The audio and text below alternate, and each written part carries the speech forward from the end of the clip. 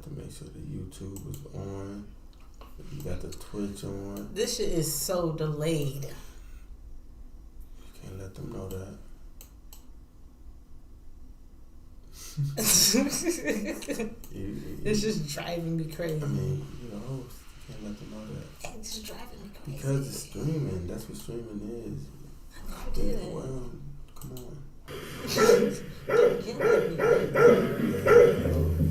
You know, I don't normally tell people we've been around 20 years because it tells people how old you are. Yeah, but we have been around for a while. We are not rookies. I'm Isaiah Taylor, leader of the Bahamas. Before Let the Dogs Out came along, we were big here in the Bahamas in the early 80s. We performed under the name of High Voltage between 91 92. We changed the name from High Voltage to the Bahaman, which meant man from the Bahamas. Yeah. Then we got the record deal with Steve Greenberg at Big Beat Atlantic. And back in 99, I got a call from Steve. He said, "Si, I have this song I would like for y'all to cover." He said, "Who Let the Dogs Out?" And I said to Steve right there and then, "Man, you crazy, man. You've got to be crazy." I thought the man was out of his mind, but thank God he wasn't.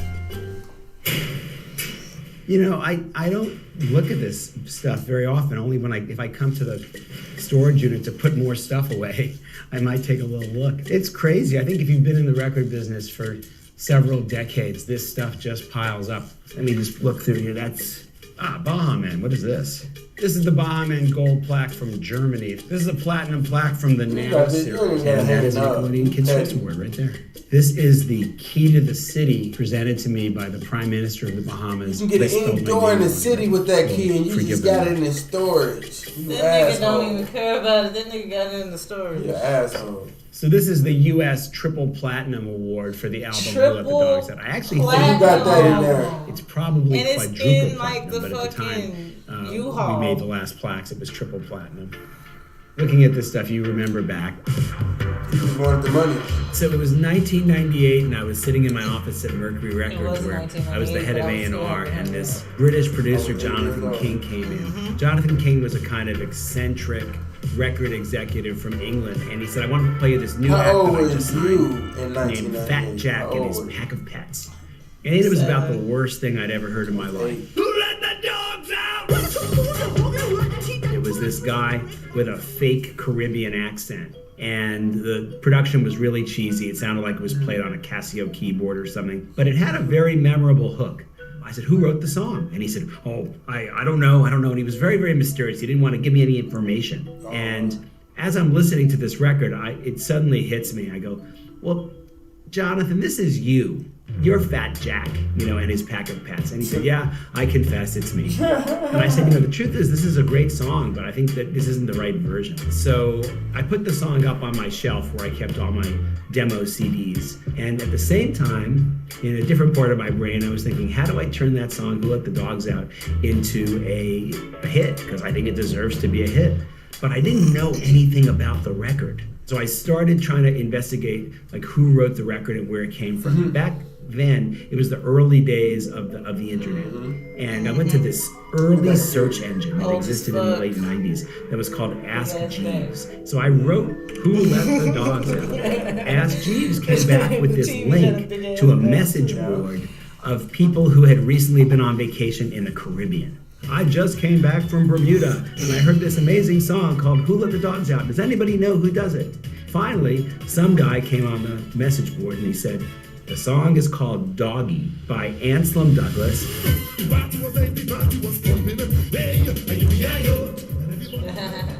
So my name is Anselm Douglas and I am the writer and the original performer of the song Who Let the Dogs Out. I recorded it in 1997 for Carnival 98 in Trinidad. Okay. I think the song was always Who Let the Dogs Out, originally but people call it Doggy. People call it Doggy. So Who Let the Dogs Out was actually inspired by my brother-in-law. He was actually a radio DJ, so he would be saying, "Who let the dogs out?" when he come to the house, and he was like, "Man, you gotta do a song like that, you know." Song with that in it, and I started to work around it and work with it. There was this guy in Toronto. Yeah, dude stole that was doing some shit. pretty good work. A guy by the name of Ozzy Gurley. He stole that shit, yo. Money was But they did it the right way. They found the person who Came wrote to the it studio. and Said, okay, let me hear made what it you got. better. I said, you know, start with the chorus, which I usually do. Start with the chorus. Sing the chorus to me. And immediately I felt something. Yeah, so when Anselm came to me, he actually had all the ideas for the verses lyrically completed. So the lyric to the song is, the party was nice, the party was pumping, and everybody was having a ball. Till them man start their name calling, and the girls respond to the call. I hear a woman shout out, "Who let the dogs out?" So I just used it from there and said, you know what, this is going to be a revenge song. Where women tell men, "Look, get away from me, you're a dog." And she went on to say, "Last year in the dance you had a ball, call me Millibug and Skettel. Get back Fluffy, mash Fluffy, get back you flea-infested mongrel. Who let the dogs out?"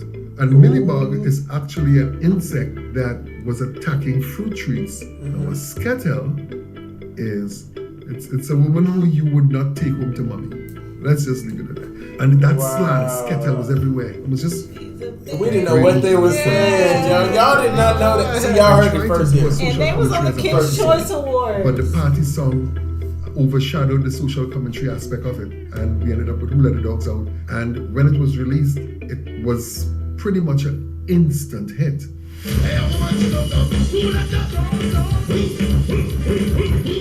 It was a big song in the Caribbean, actually. So the song just keep playing and playing and playing all through Carnival 1998. Then 1999. No matter how big a song is in the Caribbean this year, because it's seasonal, okay, that's done. Because the next Carnival is coming. Okay, you're successful, but let's move on. So that's pretty much what happened with Who Let the Dogs Out. It was done and it was done. It died a natural death. You know. And there was a bit of frustration that, oh, it should have been better. No, we could have this and we could have that. Yeah, but I always said, listen, this song was not designed just for the Caribbean. Give it a chance, it will blow. Just leave it alone. At some point, it will blow. And then in 2000, lo and behold, I got a call. We're very much interested in Who Let the Dogs Out. I was like, what the hell, really? When I heard Anselm Douglas's original, which is far better than the Fat Jack version, I was like, wait a second, it is possible to do a good record with this hook. This record is a good record, but it's the wrong style of music to hit in America. There was only one person I knew who could really pull off the track the way I wanted it to be, and that was Mike Mangini. I'd known Steve Greenberg at this point for about 5 years. He and I had done a lot of records together. So I'm sitting at home and I get a call from Steve Greenberg and he's like, "Can I come over? I want to play you something." All I had to play him was the Fat Jack and his Pack of Pets version. It was like really bad. And I'm like, "Really? You're serious? This is what you want to?" "Yes, I'm totally serious. It's going to be massive." I was like, how do you envision doing this? Like, how can I make this track cool? And he's like, if you did a track like Whoop, There It Is. And I was like, oh, yeah, like totally the Miami-based thing. Now it makes sense to me. Right. When the vision of how I wanted the record to sound finally he knows his solidified, music. I needed somebody to perform He knows what needs to be and done. I turned to my old friends. Because that's the vibe I got. Yeah. I'd known the Baha Men for a long time. I'd actually made 5 records with them. Okay. A couple They know times they we should. came very, very close to having a hit, but never quite got one over. So I called up Isaiah Taylor and I said, I have the song that's going to give you your global hit. And he said, what's that? And I said, Who Let the Dogs Out? And he started laughing. Man, I thought the guy was crazy. And he said, no, we don't want to do that song. That song's already been a hit. The song was big all over the Caribbean. And I said, well, Isaiah, no, everywhere else in the world, this record is completely unknown. I'm telling you, this record could be your big hit. Listen he, to him. like, refused to do the song. He said, we're not a cover band. We don't do other people's songs. I was just that stubborn. I just couldn't see it but by the time we finished going back and forth, I said to Steve, conversation is finished. We will do the song. The problem was, on the eve of recording the song, the lead singer of the Baha Men, a guy named Nehemiah Hild, quit the band. Nehemiah had quit to go on tour. I quit this blood clot band! Just blood clot! Steve, he had turned You was in the down. baddest band in the land. I'm sick of this. Now We've you been know doing this why. for years. We've never had any success. And I said, Nehemiah, please, I'm begging you, please just do this one last You song. was in the He said, no, baddest forget it, I'm band out of in the here. land. So we literally did not have a singer to do the song. And Steve made a suggestion to me. She says, why don't you find a younger singer? I didn't think about it twice. I just made arrangements and made sure that it happened. So I sent Mike Mangini, who is working on the record, down there to try to find a new lead singer. So he's like, I would like you to basically audition everybody who lives on the island and find the new singer for the Baha Men. And I was like, that's insane. Like, that's crazy. That is like, crazy. Why, like, I can't we didn't know they had to pare go it like down a that. little bit? It's like, I think it'll be cool. He's like, try to find somebody who, is young, would look cool, like on the cover of this record. And so I go down, so I'm sitting in the ballroom of the hotel, and just person after person after person is just funneling in. And it's weird because there's like people coming in and they have like their chef's outfit on, or a blackjack dealer guy, or like there's just all these people who are coming from, the lunch break of their jobs to audition. One of the first people that came in was Rick Carey. I was nervous as shit. I was nervous as hell. This was like the Bahamian version of American Idol. The line was friggin' outside the door to the parking lot, Jack. I'm telling you. And Rick came in, and I thought, okay, I could see this working. There was this other kid who just came in, named Merritt. I wasn't nervous. I was very relaxed. I'm not thinking like, oh, I'm gonna do this audition, and it's gonna blow up, and we're gonna be the next big. Like, it was none of that. Little did I know what I had in store for me. And then Marvin comes in out of the blue, and he rapped. And I was like, oh, that's interesting. Baha Men. I knew them like from I was growing up. Hey, if you was want to be a sponsor for us too, and just want views. a part of it. So I called Steve up and said, A I know great this is going to sound alternative to crazy get to rid you, of but I cigarettes. think these 3 kids could kind of do this. And he's like, Yep. do they all look young? I was like, yes. Do they all look cool? I said, yes. He's like, good, hire them all. So that was sort of how it came together. Look at The audition took place on Saturday. And I Yeah. had the guys in the studio on Monday. No time for no real formalities. It's like we were prompted in the car, so to speak. And then we just went straight into the studio to record. So here we are at Circle House. This is where we recorded Who Let the Dogs Out. It just brings back tons and tons of memories. I would be in the vocal booth. Isaiah has a famous line. He would always say, attack the track. Attack the track, man. Y'all ain't attacking the track right. So he gets credit for pushing you like beyond what you thought your limit was. Keeping the authenticity and having Bahamian sounds, having the guys play live instrumentation, like the integrity of the music has always been very, very important. So now you have like sort of this Trinidadian thing, you have this Miami-based thing, you have this Bahamian thing, and it's pretty clear the record is starting to get pretty interesting and pretty fun. And I come back down to Miami a few days later and I listen to the record and I'm really disappointed. He comes over, he goes, you did it totally wrong. He's freaking out. He goes, well, what's wrong? Like, these guys are great singers. I said, you're right, they are. They're great singers, but they're terrible barkers. You have them saying who in the chorus, and they should be barking like a dog. And it's like, you can actually hear the difference between who, and a bark. And he's like, absolutely, I can totally tell the difference. The bark has to be right or the record is a miss. And I try to get the Baha Men to like do the bark the way I wanted to do it. Dude, why are we recording these same barking over and over and over and over and over?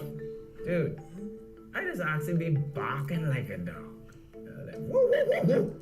And they finally just said, okay, Mr. Smart Aleck, you think you're such a good barker, why don't you do it? So I said, okay, I will. And I went into the studio and I did the bark. And that's the bark we used. The barks in the chorus are working out great.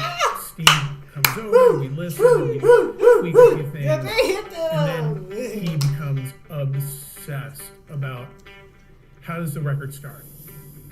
We worked for days figuring out the first 10 seconds of that record. I'm trying every possible thing. I'm making new things up and putting them in there. Like that was like the anything I could think about. And finally I found Marvin. For months.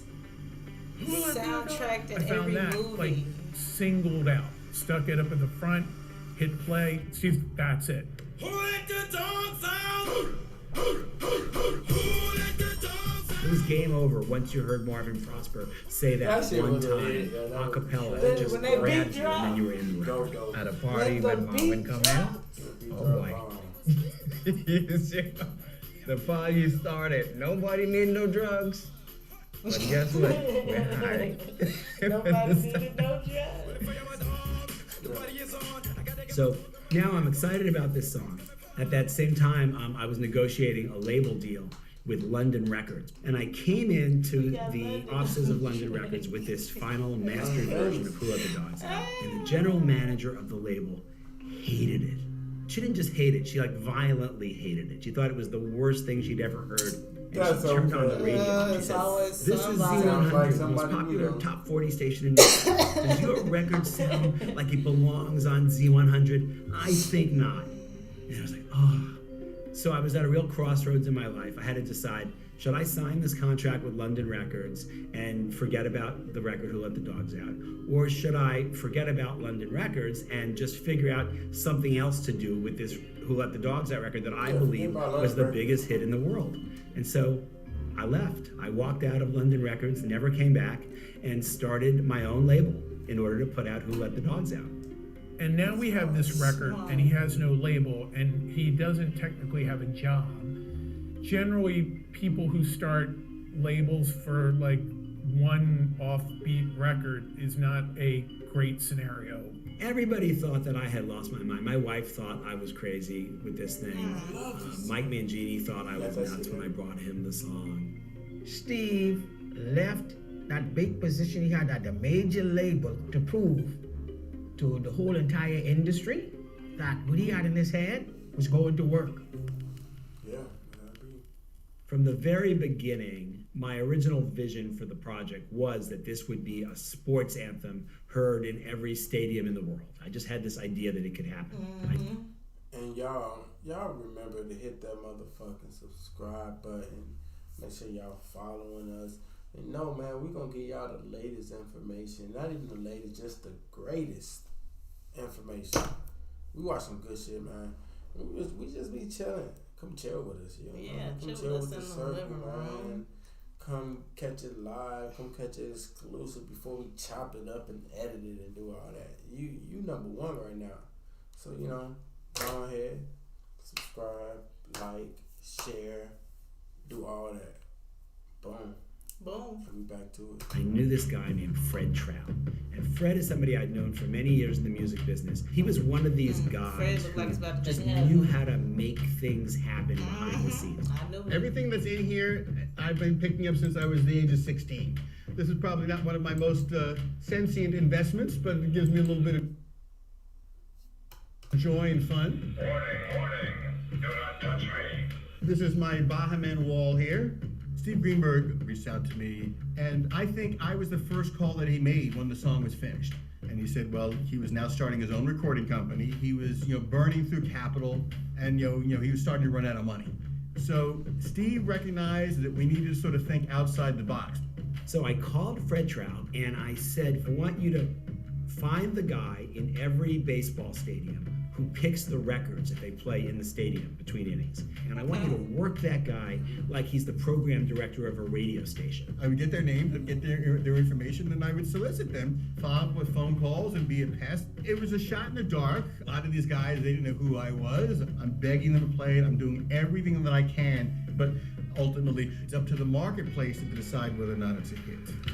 The first team I believe that he got to play the record was actually the Yankees. Then the Mets started playing it, but the song really, really broke out big in Seattle. It became A-Rod's walk-on music. So everyone just kept hearing this song. And by the time the baseball season ended, 5 out of the 8 teams in the baseball playoffs had Who Let the Dogs Out as their fight song. All of a sudden, we started getting asked to appear at sporting events. Basketball games, tennis games, sports. That was the first. That was the best marketing he could have did. So many different teams. Game 4 of the World Series, the Baha Men performed Who Let the Dogs Out on the field at Shea Stadium right before the first pitch. I don't know shit about baseball, okay? But all I know is baseball is an American pastime, and they worship that shit to the core. So for us, the boys from the Bahamas, being on that stage and everybody chanting the song, everybody loves the song, automatically I felt like this could be possibly a part of pop culture in America. Like, you serious? Yeah. Radio Basic was forced to add the song simply because it was, such a pop culture phenomenon. It was actually #1 on Z100, the station in New York that the person at London Records told me my song never belonged on. I would hear it on the radio, I would hear it in a stadium, and I still was like, how is this even happening? Everything just took off. We were all over the place. We were everywhere. When we found out that the song was going to be in the Rugrats in Paris movie, that was an exciting moment. And so Who Let the Dogs Out got played at 8 o'clock at night on Nickelodeon, like just about every night. Every night I saw this video. So, these awards, dreams do come true. It's corny, but it's true. But the highlight of it all really came with the Grammys. The Baha Men, it turns out, were the first Bahamians ever to win a Grammy. And it was a big deal in the Bahamas. When the Baha Men's version became this huge success, I wouldn't lie, there was a little bit of envy right here, like, God, that should have been me. But then there was a little bit of pride saying that's my song. The Baha Men made a lot of money on Who Let the Dogs Out. Anselm made a lot of money, but then with the lawsuit, I think things started to get trickier. There started to be some controversy about who was the true author of the song. There's a very famous music term, it's called where there's a hit, there's a writ. Wherever you have a hit, there's going to be a lawsuit, there's going to be somebody coming out of the woodwork to take a bite, Have you heard the phrase, Who Let the Dogs Out before your brother-in-law? No. Is that, okay. But clearly somebody was saying it before, somebody said it before. People started to come out claiming that they actually wrote the song and that perhaps maybe he had taken the hook from them. But as you went back in time, you saw that all these different people had done songs that in fact had that hook, Who Let the Dogs Out, with a bark after it.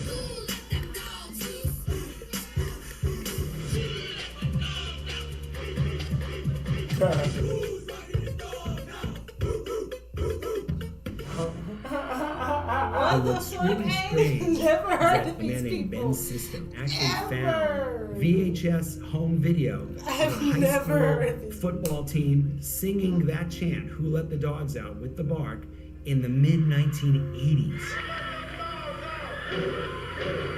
Wow, that Kind of was just in the air. It's I one did of not those know things that people kids were sang on a using playground it. somewhere that moved through society and eventually got discovered by crazy. musicians and put on a record. Now, what Anselm Douglas did do, and deserves credit for, is he wrote the verses. When you start to like dig into the lyrics and kind of the observation he's making, which is really relevant today, it's like impressive songwriting. It really is. The moral of Who Let the Dogs Out is, if you stand up, you'll be recognized. Even as women, if you stand up and say, you know what, enough is enough, get out of here, you flea-infested mongrel, you're going to be recognized. Anselm Douglas paved a way for this song to become what it is. But the energy that we brought to it, the way that we performed it, the recording and the fusion of more broader sounds was a huge part of what made Who Let the Dogs Out a hit. Yeah. Music, especially in the Bahamas, that was huge for us. this little archipelago, little speck of dust on the globe, doing it big like this. You know, that was huge for us. Yeah. The song has done so much for us as a group. I always tell people, I cannot take the credit. You know, Steve Greenberg had the vision. It was magic. That hook was something that was magical. When I heard it the very first time, it was obvious that if somebody could take that hook and build around that hook a great record, they could have the biggest hit in the world. And in the end, we proved it. I did not know. Once in a while, you're right in this business, and when that happens, it's the greatest feeling. All right. That was a good one. That was a good one, man. That was a good one, man. Y'all seen it here first. I already know who we be and what we do. Recording stopped. What we do. If we stop one of the recordings. Some smutty undertones in there. Yeah. 11:11. Make a wish. 11:11. Make a wish. Make a mother freaking wish. Let me see.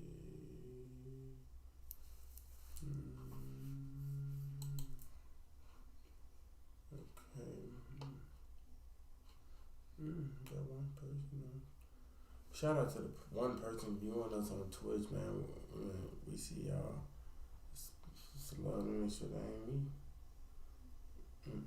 Got close my iPod. Let me see. Shout out to the one person viewing us on Twitch. Make sure y'all following, like and subscribing. We're gonna have a lot more content coming very, very soon.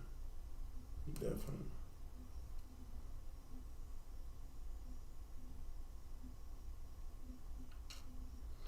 Definitely.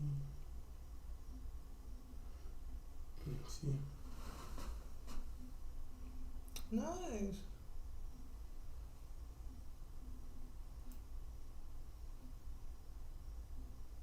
Restream by viewers have this too. Shout out to have this too. Appreciate you. Appreciate it. You have this too for checking us out. You already know we new to this shit. Definitely new. That's us looking at it. I know, right? This shit is funny. Yeah, y'all make sure y'all like, subscribe, follow, all that good stuff. And we